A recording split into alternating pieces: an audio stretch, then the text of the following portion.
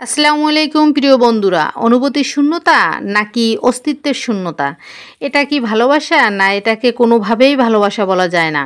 কিন্তু ডিপ্রেশন আপনাকে ভাবতে বাধ্য করবে আপনি কারো সাথে বাধা পড়ে আছেন এবং তার প্রেমে পড়ে আছেন। আপনি যদি আপনার জীবন থেকে কাউকে মুছে ফেলতে চান তাহলে কি করেন?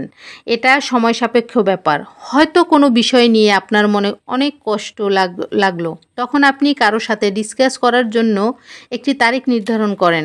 সকল অভিযোগ নিয়ে একে অপরের মুখোমুখি হলেন, দুজনের মধ্যকার সমস্যাগুলো নিয়ে আলোচনা করলেন। হয়তো সেই আলোচনা আপনাদের মাঝে উত্তেজনা সৃষ্টি করলো এবং আপনারা একে অপরের বিরুদ্ধে আওয়াজ ওঠালেন। এরপর আপনারা দুজনেই ধীরে ধীরে একে অপর থেকে দূরে সরতে থাকলেন। তবে বেশিরভাগ ক্ষেত্রে এই ব্যাপারটা এখানে থেমে থাকে না। মিটমাট করার উদ্দেশ্যে আপনাদের বন্ধুরা এর মধ্যে হস্তক্ষেপ করে। আপনাদের সমস্যা মেটাতে কিংবা মানিয়ে নিতে তারা জোর দেয়। হৃদয়ের জমাট বাঁধা দুঃখগুলো বইয়ে দেওয়ার চেষ্টা করে।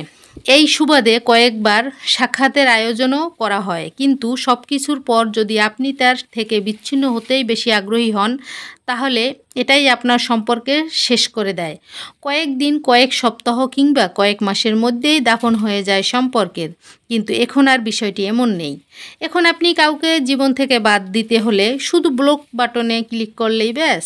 সে আপনার বন্ধু হোক, সহপাঠী হোক কিংবা পরিবারের কেউ হোক, মুহূর্তেই সম্পর্ক বদলে যাচ্ছে। বর্তমানে আমাদের সম্পর্কের ভিত্তি মূল্যবোধ ও বন্ধুত্বের বদলে ভার্চুয়াল ইলেকট্রনিক্স ডিভাইসের ওপর প্রতিষ্ঠিত হয়ে আছে।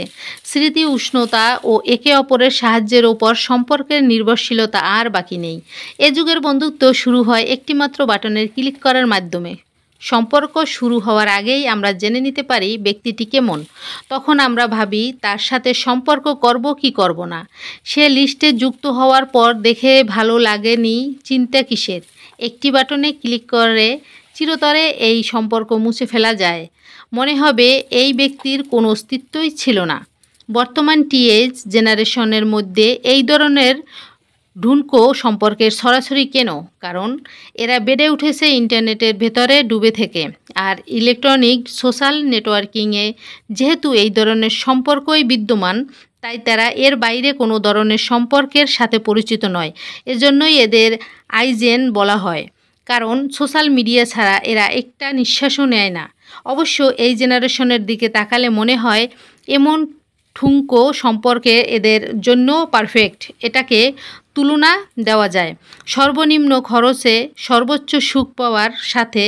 বাউম্যান বলেন, বর্তমান জেনারেশন বিধিনিষেধ ও বাধ্যবাধকতা পছন্দ করে না। এরা অল্প ভুলের সাথেই সম্পর্ক শুরু করতে চায় এবং সামান্য ক্ষতিতেই সম্পর্ক শেষ করতে চায়। এদের কাছে গুরুত্বপূর্ণ হলো মুগ্ধতা ও ভালোবাসা, তা অতি অল্প হলেও। এই ধরনের সম্পর্কের শেষে এরা আর স্বাভাবিক উষ্ণ সম্পর্ক ফিরে আসতে পারে না, বরং উদাসীন হয়ে এগিয়ে চলে জীবনের পথ ধরে। আল্লাহ হাফেজ।